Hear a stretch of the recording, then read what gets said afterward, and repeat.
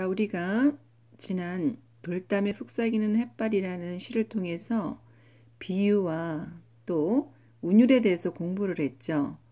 이번에 고래를 위하여라는 시를 통해서는 상징에 대해서 공부해 보도록 하겠습니다. 자, 상징은 한자로 한번 먼저 살펴본다면, 자, 상이 무엇입니까? 여기 보면은 모양상이라고 나와 있죠. 모양상. 그 다음에 징은 밝히다. 결국은 요걸 풀이하면 뭐예요? 모양으로 나타내다. 그래서 여기 모양으로 나타내다. 요것이 상징을 한자로 살펴본 뜻입니다.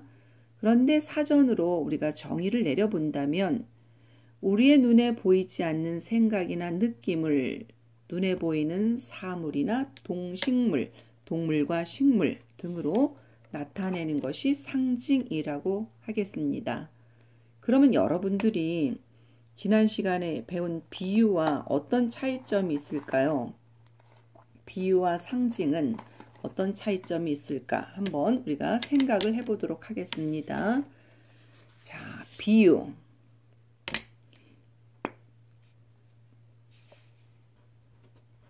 자, 비유가 되려면 두 대상이 필요하다 그랬죠. 바로 표현하려는 대상과 요것을 빗대는 대상. 표현하는 대상과 빗대는 대상이 필요해서 요것이 비유라고 합니다. 그런데 상징은 이런 표현하는 대상과 빗대는 대상의 결합이 없을 수도 있어요. 즉, 원관념 없이 보조관념만 제시합니다. 상징은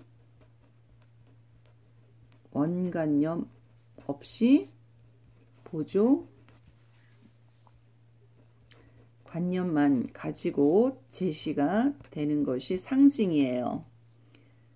결국은 상징은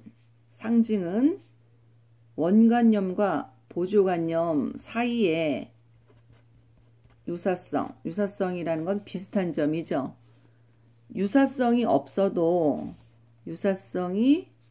없어도 성립이 됩니다. 이것이 상징이에요. 근데 비유는 두 대상 사이에 뭐가 있어야 되느냐? 비유는 두 대상 사이에 유사성이 있어야 됩니다. 이것이 비유입니다. 그래서 여러분들 예를 가지고 한번 살펴볼까요? 손수건은 사랑이라고 표현을 했는데 손수건과 사랑 사이에 무슨 비슷한 점, 유사한 점 찾아볼 수 없나요? 있나요? 없죠. 그래서 이 손수건은 그냥 예전부터 딱 사랑이다. 또 비둘기는 평화다. 비둘기와 평화 사이에 무슨 유사성은 없죠. 그러나 예전에 보면 비둘기가 뭐 편지를 전달해 주거나 이래서 아마 평화를 뜻하는 말로 굳어진 것이 아닌가 싶어요. 그 다음에 네잎클로바 하면 우리가 뭐라고 생각을 합니까? 행운이라고 생각을 하죠. 행운. 그럼 네잎클로바와 행운 사이에 무슨 유사성이 있느냐? 전혀 그렇지가 않죠. 그러나 우리가 네잎클로바 하면 행운을 떠오르는 것, 이런 것들이 바로 상징이에요. 마찬가지로 아침에 떠오르는 해를 보고 무엇을 상징합니까? 희망을 상징합니다. 해와 희망 사이에는 비슷한 점이 없죠. 그러나 이렇게 밤 지나서 아침 해가 솟아오르는 걸 보고 이건 희망이다 라고 뜻을 나타내죠. 이것이 바로 상징입니다.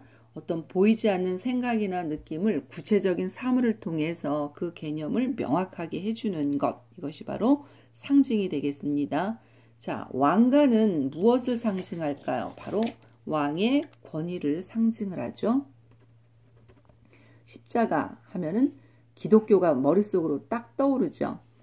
태극기 하면은 무엇을 상징할까요? 우리나라, 대한민국을 상징을 하죠. 그러면 문학에서의 상징은 무엇입니까? 관습적 상징이라는 게 있어요. 관습적 상징이라는 것은 오랫동안 사용하다가 굳어지는 것이에요.